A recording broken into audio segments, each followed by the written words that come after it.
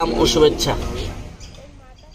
এই যে একটা দেখতেছেন আপনারা, এটা হচ্ছে একটা মহা ঔষধ গাছ। এটা হচ্ছে গাছটির নাম হচ্ছে জিংসন গাছ। এই গাছটা এমন একটি গাছ যার গুণগান বলে শেষ করা যাবে না। এই জন্য বলছি আপনারা এই গাছটা নিয়ে হচ্ছে তোমরা চাষ করতে পারো।